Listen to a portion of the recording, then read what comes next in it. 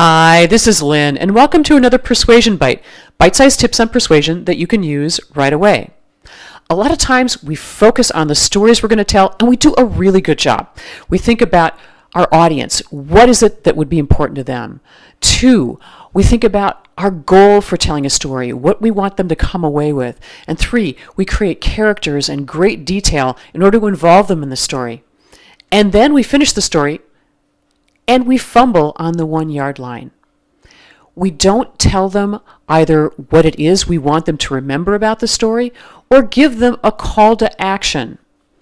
It really is the bottom line for telling a story. Those 2 things, and we forget them. For example, if I were to tell you a story because you're considering working with me, and I would say, I was working with a brand new CEO of a company, and she wanted to go to her board of directors and ask for money to make acquisitions. But the company wasn't profitable now, so why should they agree to this? And the first thing we did was a personality inventory so she could understand who she was, and then we analyzed the styles of all the people on her board so she could see why she connected with some people and why not with others. And then we figured out what all of their objections would be to what she was proposing, and we answered all of those objections in her presentation. We baked it in.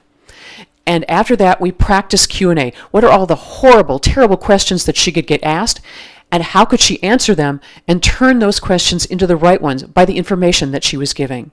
And we videotaped this stuff. And by the time it was her turn to give the presentation at the board meeting, she said it was almost a non-event because she felt so prepared. She went in, she gave the presentation, she left. 20 minutes later, they brought her back in. They gave her the dough.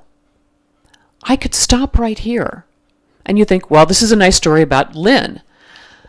But here's the payoff then. I say to people, that's what I do. I use communication to help people solve their problems and get what they want.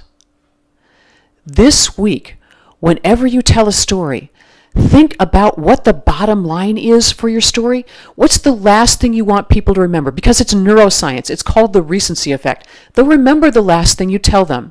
And make sure there's power in that last thing. Either it's you telling them why you told them that story, or you giving them a call to action that they'll take.